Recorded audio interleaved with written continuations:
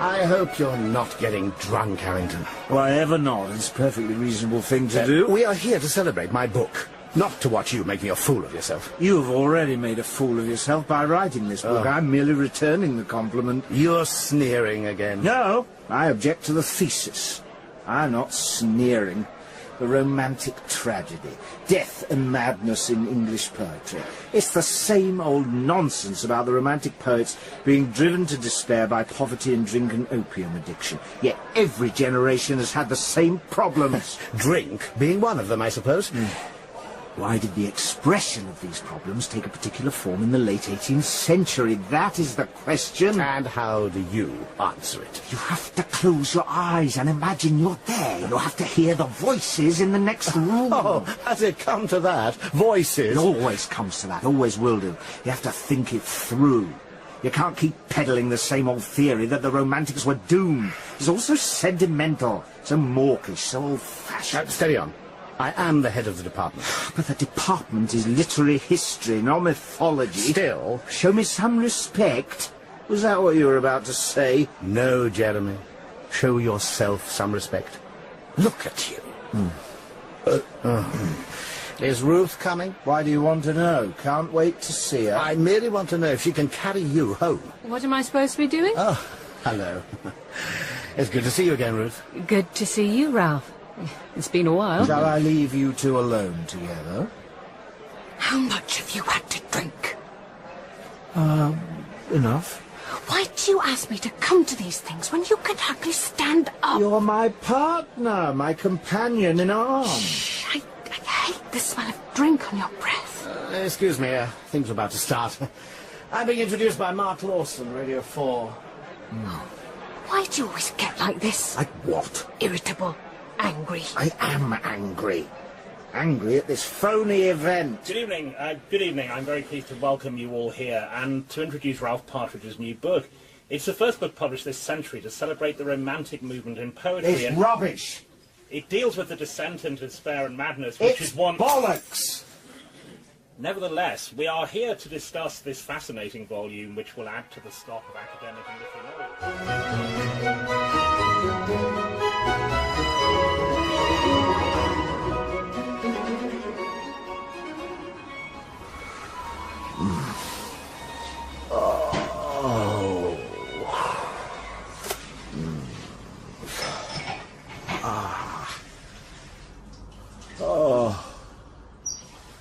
So you're awake at last?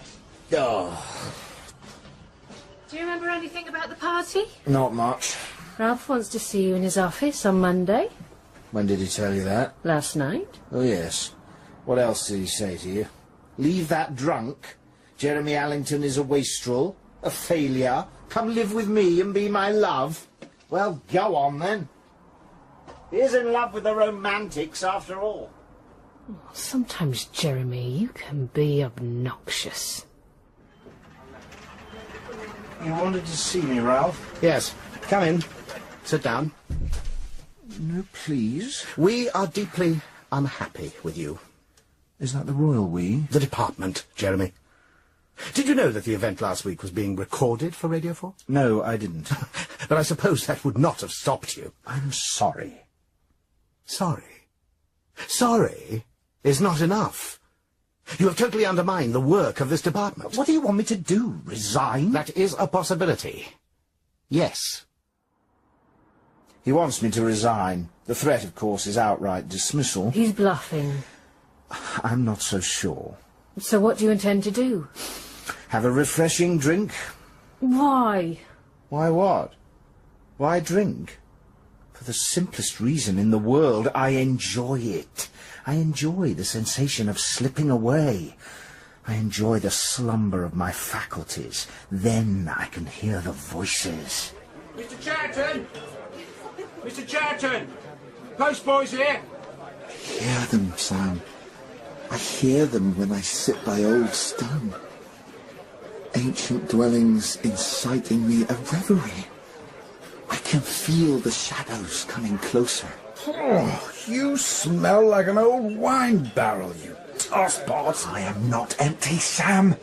I am filled to the brim! This is the true Empyrean, the holy fire. I worship the god who fills the mouth. One sip and I sing. You are a fool in your cups, Tom. I have this vision, Sam, of impending greatness. A vision of light. No, not of light. A vision of words. It's like a dream, you know? A waking dream.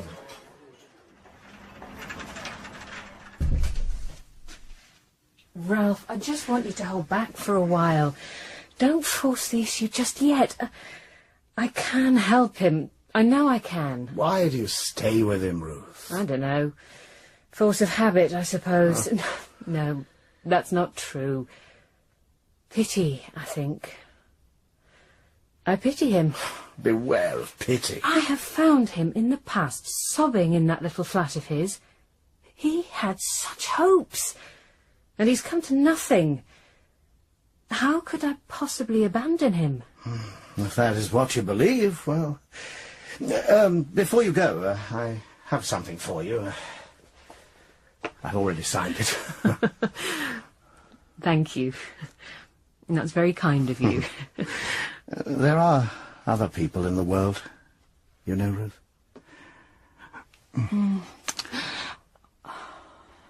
Not now, Ralph.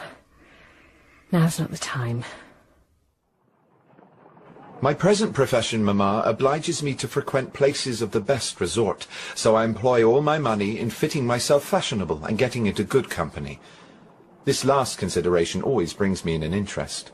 I have been in deep talk with a gentleman who is going to advance pretty deeply into the book-selling branches.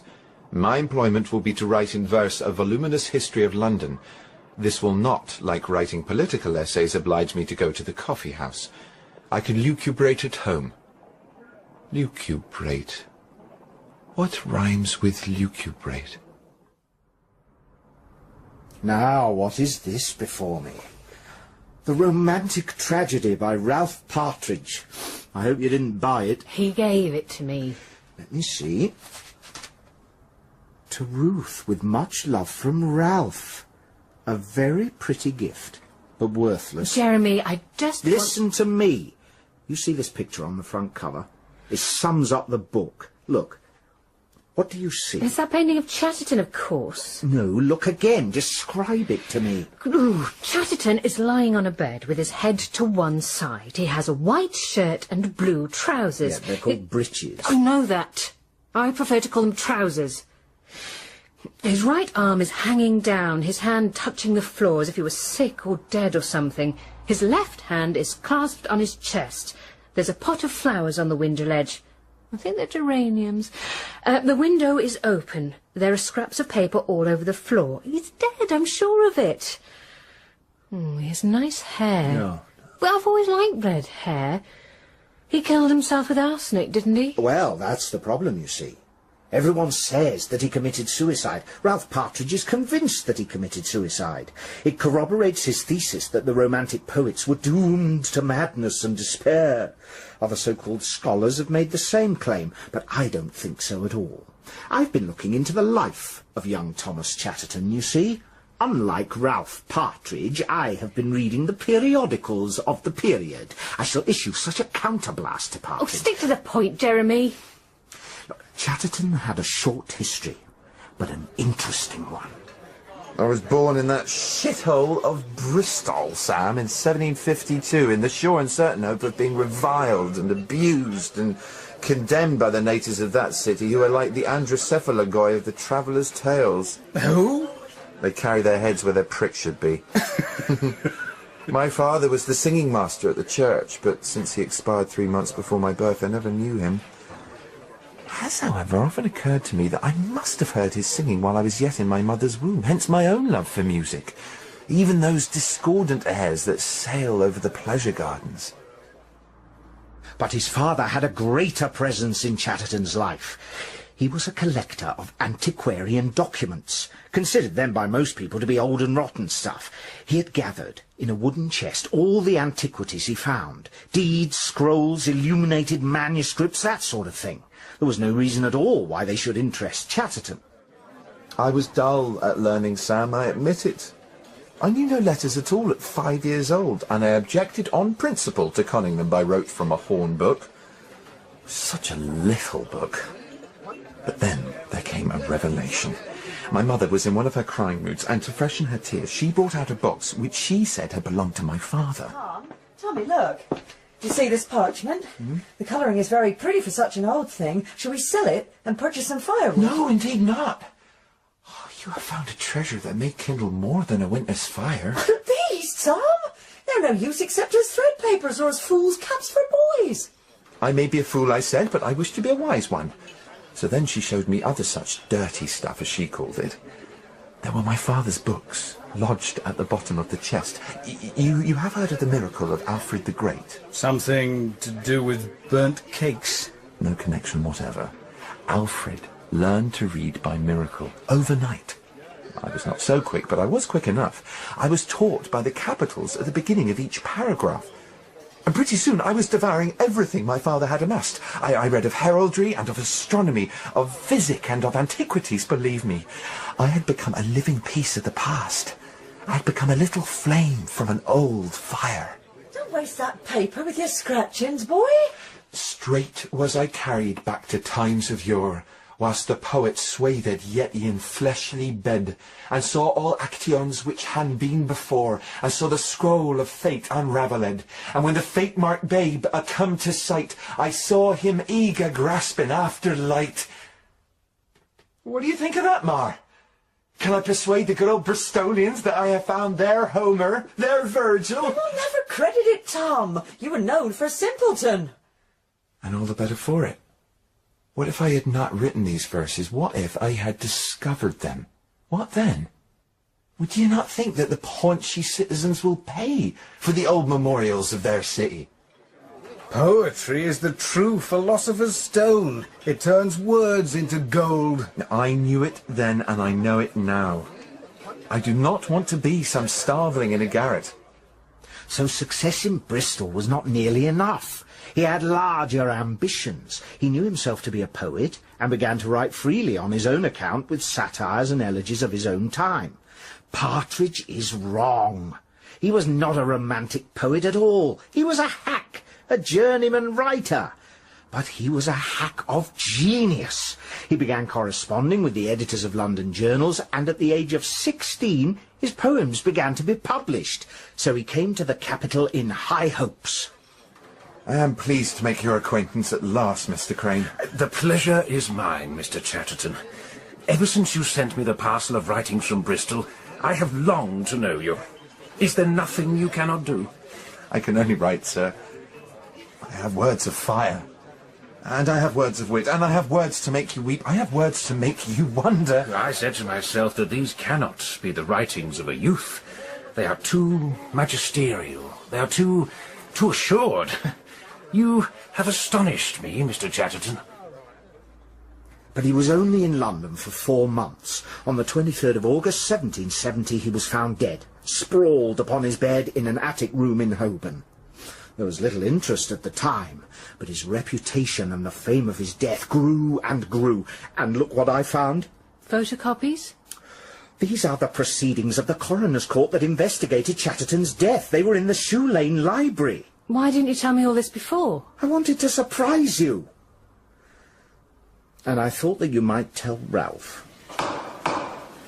Give your evidence, Mrs. Angel, about your unfortunate lodger. I knocked on the door at 8 o'clock, bearing just a piece of bread and cheese. He'd not eaten for days, to my certain knowledge. I knocked again, but there was no answer. Silence, sir. He's in a pretty deep sleep, I says to myself, but there's no harm in waking him at this hour, so I goes in. What a shock it was. There was a smell of almonds in the air. There was vomit on my floor and something else. Something else? Something better found in a privy, sir. I see. And what do you think the cause was, Mrs. Angel? The cause? He was poor. Dirt poor. He was in want. That's why he came to Holborn. We're not quality, sir, God knows. I am only 6 shillings a week. That was not true. He'd been living in Shoreditch before he lodged in Holborn. He'd been lodging with his godmother, but he wanted a room of his own. I am tired of my godmother, Mr. Crane. She gods me and she mothers me. If I come back late, she scowls at me. If I come home drunk... Well, I do not come home drunk. I know of a room. Where? Close by. It is owned by a Mrs. Angel. Angel of my deliverance. Angel of light. I would not say that exactly. She works in the Vauxhall Gardens. Ah, there she is. Over there. Serving wine to those three ostlers. It is not the only thing she sells. She works here under an assumed name, of course. She is no angel here. Ah, she's known as Mistress Jane, or to others, Mistress Quickly. Torches are very bright. They should remind you of your approaching fame. Whole of life is ahead of us. Ahead of you. That is what you mean. My own day is done. You may outlive me yet, Mr. Crane. That's hardly possible. I've made nothing of my life, but you may do great things yet. Let me shake your hand, Mr. Chatterton. There. Here is one going forward, and one passing away. We have met for an instant on our journey. You will be remembered. I shall be forgotten. He was a poet, sir. A poet? He wrote verses. That is regrettable. Well, it can be a cause of suffering, I grant you. It is brain work, you see. He would never suffer his room to be swept. I beg your pardon? He told me that poets hated brooms. I did not like to disturb him when he was poetising. What kind of verses did he write, Mrs. Angel? They were for the newspapers, sir. He was a satirist, I know nothing about satirism, sir. He wrote in English, I believe. Did you ever read them? Me? Read? No, sir. But sometimes he would expound them to me. Now, Mrs. Angel, Jane, I've been asked by Mr. Crane to write a lament on the death of Alderman Phillips. I never met the man, but that is no reason why I should not mourn him. The best grief is the least expected. Shall I charge a penny a tear? Is that not fair, Mrs. Angel? Oh, if you say so. Well, this is what I say. Now rest, my muse, but only rest to weep. A friend made dear by every sacred tie. Unknown to me, be comfort, peace, or sleep. Phillips is dead. 'Tis pleasure then to die. Did that hit the right note? Is it the thing? Well, I don't know what the thing is, Mr. Chatterton, but I am sure that you have it. Was he ever in low spirits? In a melancholy? I had him out to dine with me one evening. I thought he needed some fattening. He was as tall and thin as a beadle's staff. So I invited him to table. Just a lamb chop and a bit of gravy. He just moved it across his plate with his knife. Back and forth, back and forth. Never so much as looked at me, sir. Poor and proud, I thought to myself. Poor and proud. And those two don't go together. You can be one or you can be the other, but you can't be both. So he was unhappy? Well, some people, sir, are born to be unhappy. It's in their blood. And he had a temper too, I know that. Many times he damned me for my singing. Did you sing? Oh, I trilled a little. In London town there lived a maid, mark well what I do say. In London town there lived a maid. No more, Mrs. Angel. No more. You distract me. You divert me. How can I write winged words when you bring me down to earth? It's only a song, Mr. Chatterton. Thought you was partial to songs. It is not the song, it is the singer. Oh, beg pardon. Little bugger. Mr. Beaumont, were you a friend of the deceased? As near a friend as he ever had, I think. He was not a man for society. He preferred his own company. He told me that he was his parents' only child, and that his father died before he was born. That would lead a boy to find solace in himself. It might also lead him to unhappy thoughts. I do not think that he was unhappy. Nervous, sometimes, with a strange nervousness that came upon him unawares. Then he would shake as if he were in a fever. But the fit would soon pass. Did you ever visit his lodgings in Brook Street, Mr. Beaumont? Oh, yes. I have seen him at work there. He sat at a small table with all his papers spread before him. He would call out to me, "Prepare a fresh pen." Then he wrote with a fury, scarcely pausing. His thoughts were so swift. So he did not pause to reflect? There was no need. He reflected the world. He was pleased with his work?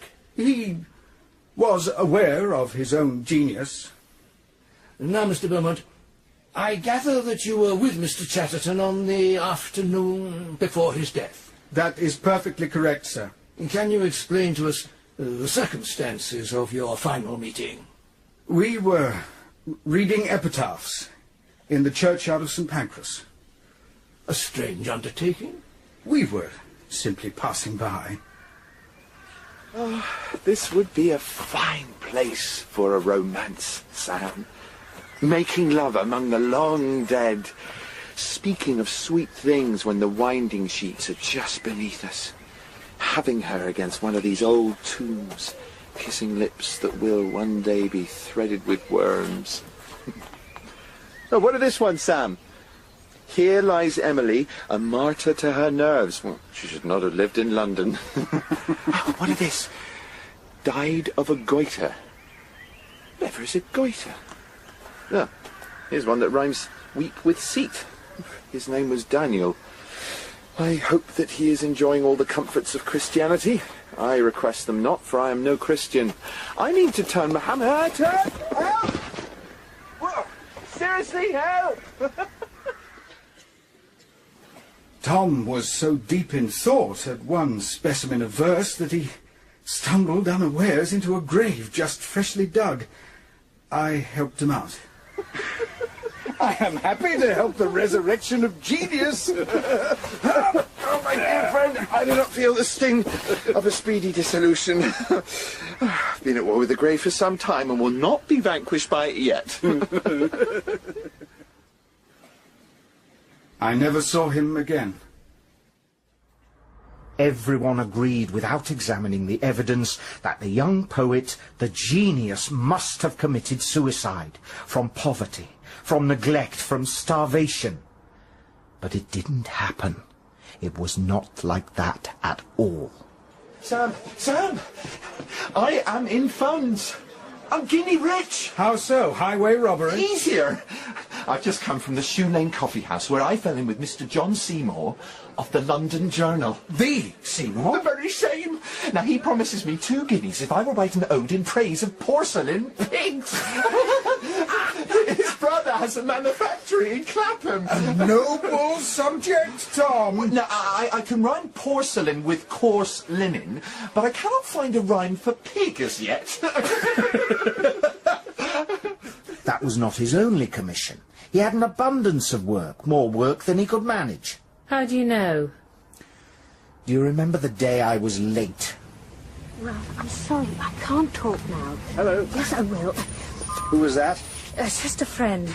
I have been standing here for ages. Yeah, I'm sorry. I was working and forgot the time. And I have found some material that changes everything. I've gone through all the London periodicals for those 4 months of 1770. I was looking for the initials TC, and I found them everywhere. An ode on the sperm whale found in the Thames, the London Remembrancer. Elegy on the Negro slave girl left for dead under London Bridge, the Annual Register. A consideration of the latest news from the Americas, a satire, the Gentleman's Journal. On the child born with 2 heads, the Town and Country magazine. Huh? I said I've been here for ages. All you ever think of is your work.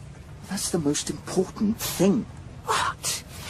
Did I hear you say that?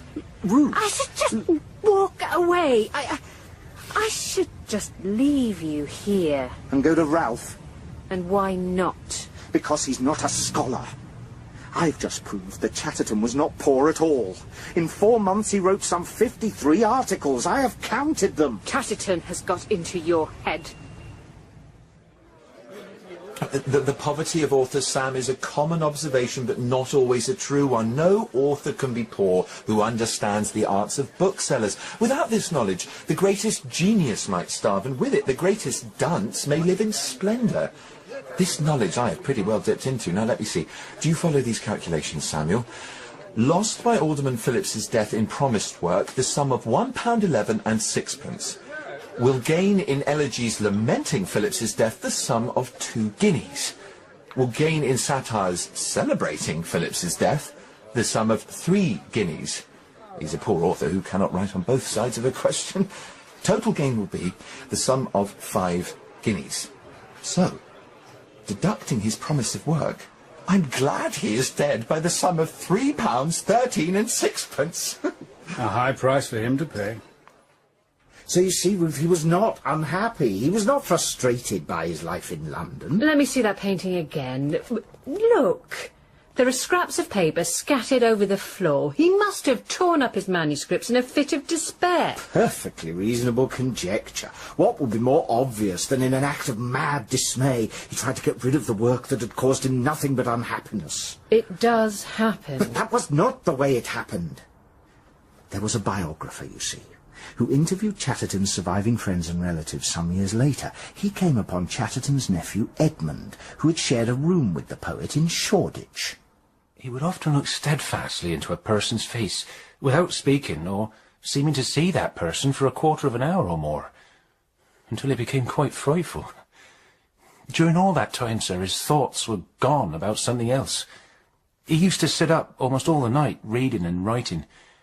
I was afraid to lie with him. I thought of him as a spirit, sir, that never slept.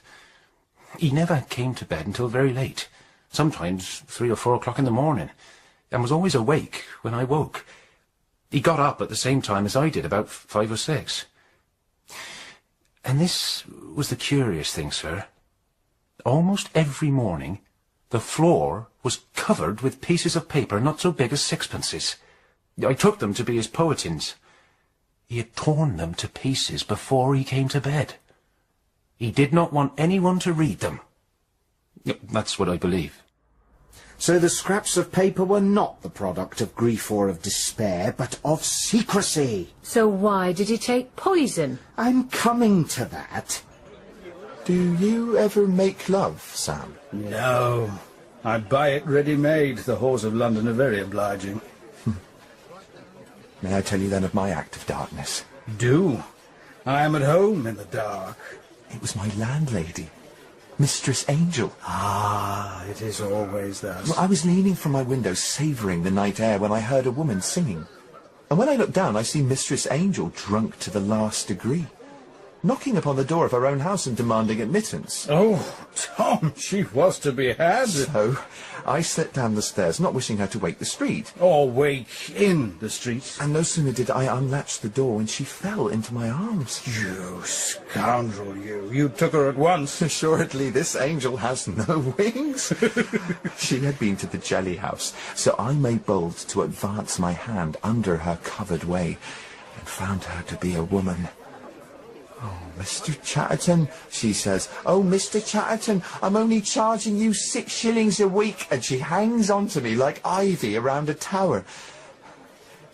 And then you know what begins to stir. Your prickle, naturally. You're familiar. Con amore. And when she feels it against her, she whispers to me, "Oh, Mr. Chatterton, do you have the true British spunk?"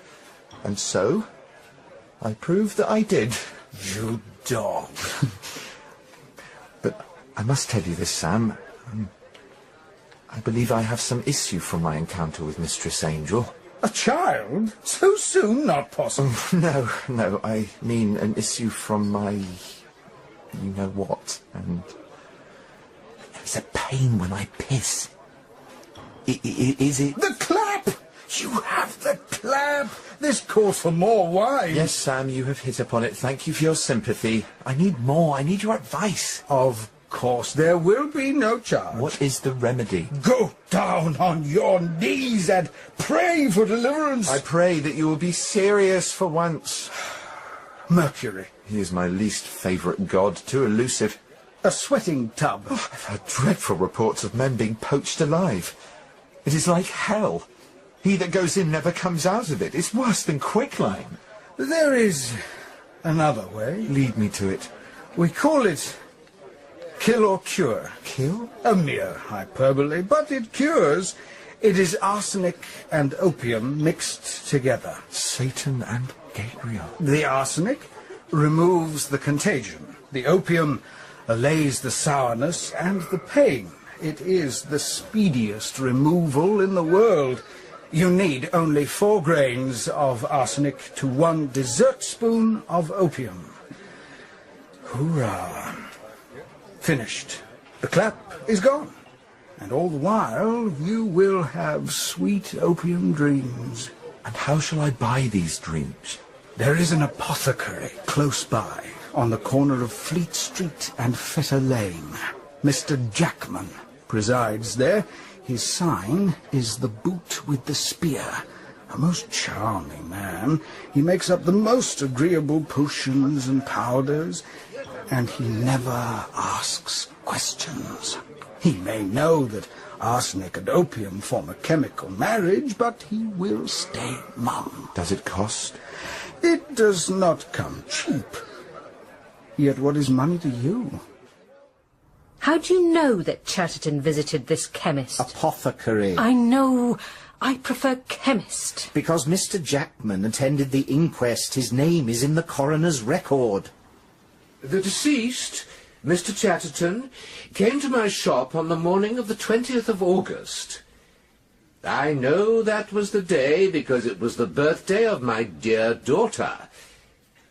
I had purchased for her a turtle in a bowl. It was on the counter when Mr. Chatterton entered.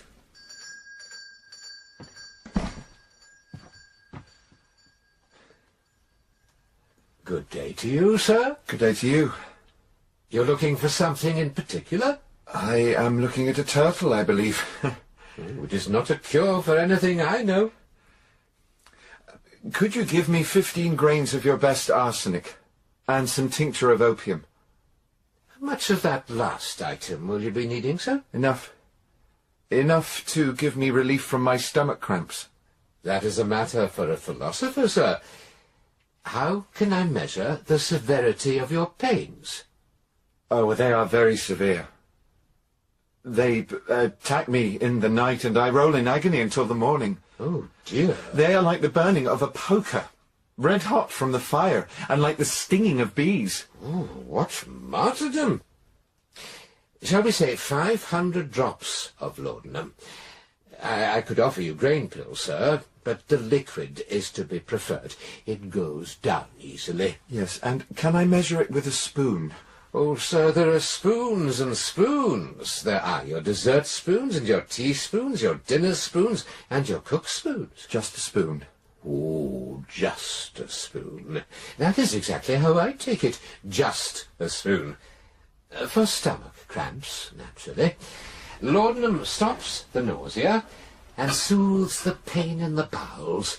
It is the ruby fountain of bliss. And, of course, physic for the sick. Did you say 15 grains of arsenic powder? I would be obliged. White arsenic, if you please. For the rats. They disturb me with their squeaking and their gnawing. What nights you must pass, sir. And with your stomach, too. Mr. Jackman was a well-known apothecary. He did not want to be implicated in Chatterton's death. For her part, Mrs. Angel suspected the truth, but she too had an interest in playing down any reports of venereal infection. She was supposedly a respectable woman running a respectable lodging house. If lechery had been suspected, then her work at Vauxhall Gardens might have been revealed. All of the witnesses had reasons to claim that it was pure and simple suicide. She didn't want her indiscretion known. Who does? Ralph, I just want... You intend to stay with him? I can't leave him. Of course you can leave him. People leave each other all the time. It's called life. He would go to pieces. Hasn't that already happened? I can't take the responsibility. Oh. The guilt. You know where he would end, on the streets. We poets in our youth begin in gladness, and thereof in the end come despondency and madness. What's that? Wordsworth on Chatterton. You believe that stuff, I suppose. Of course I do. He wasn't mad. He wasn't despondent. Mrs. Angel started the rumour about poverty as the reason for his suicide, and then it gathered momentum. It was irresistible. What better candidate for literary glory than a young suicide? What a martyr! It was better than Saint Sebastian. It was better than Christopher Marlowe. The Romantic poets were happy to promulgate the myth, but not only them. The dramatists, the novelists, the biographers, the historians. What is history, after all, but a good story? The better told the story, the better the historian. The truth of the matter, assuming in any case that it can ever be discovered, is of no importance. Don't you see? We repeat fabrications to one another. We teach fabrications. That is the nature of human life, of human memory. Could you account, Ruth, for everything that surrounds you in the course of a single second? All the intentions, wishes, motives, perceptions, judgments that swirl around any one of us? It would be impossible. So how do you expect an historian to make sense of years, decades, centuries? Posterity, antiquity. What were the words that occurred to me in the coffee house? I've lost them. I've lost the melody, and without the melody there is no meaning. Gone. Gone forever, returned whence they came. Ah, the Empyrean. Now I am truly drunk. A toast to Sam Beaumont. First witness of my genius and the first prophet of my fame. A toast to Mrs. Angel, who relieved me of the unpardonable burden of my virginity.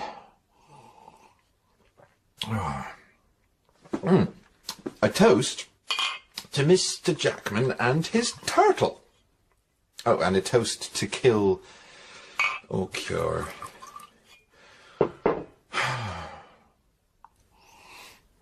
Let me see. What were the proportions Sam told me? Was it 1 grain of arsenic for 1 ounce of laudanum, or 3 grains, or 2 ounces? Oh, a little more brandy will aid the memory. Oh, damn, I've lost one. Ah, beneath the bed. 1 for fame. 1 for genius. 1 for youth. We shall add some for luck. Oh.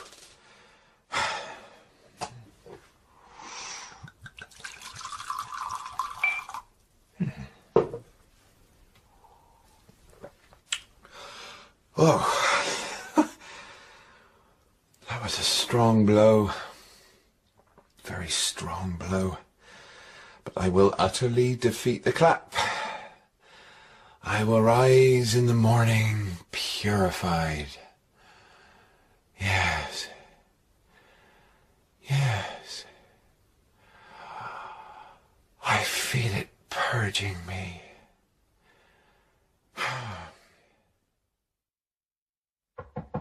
Mr. Chatterton! It's past 10 o'clock. The floors need scrubbing. Mr. Chatterton! Oh, it's easier to wake the dead. You gonna keep me knocking, Mr. Chatterton? Give me the key, Emily. I hope there isn't a woman in there. Oh, my God. Whatever is the matter with you? Have you had a turn? Emily, call the beadle. Stop gulping, girl! Run and fetch the beadle! After an afternoon of testimony, the coroner came to his verdict very quickly. Philo de C. Oh, my God. What is that? Self-murder, madam. suicide. I find that Mr. Chatterton swallowed arsenic on the 24th of August, 1770, and did die, as a consequence thereof, during that night. And so it was judged by posterity. There was very little immediate reaction, but the news of Chatterton's death in the attic soon spread. 24 years later, a schoolboy named Samuel Taylor Coleridge wrote a long poem entitled Monody on the Death of Chatterton.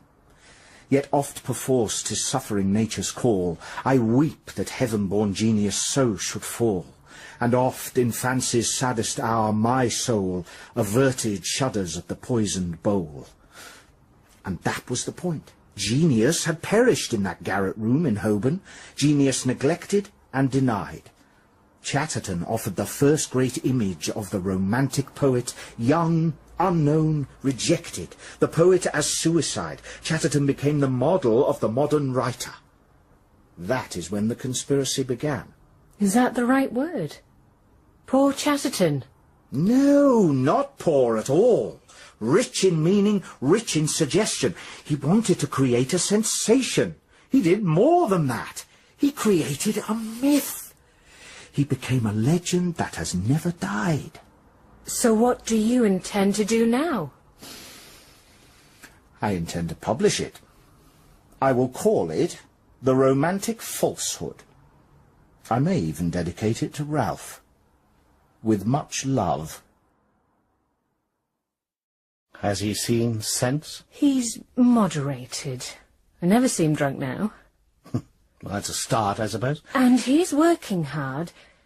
He's writing a book. Oh? On what? Oh, he hasn't told me yet. He says that he wants to surprise me, and you. I wish him well. So do I. You will remember, Ruth, that I'm here. In case. In case... Yes.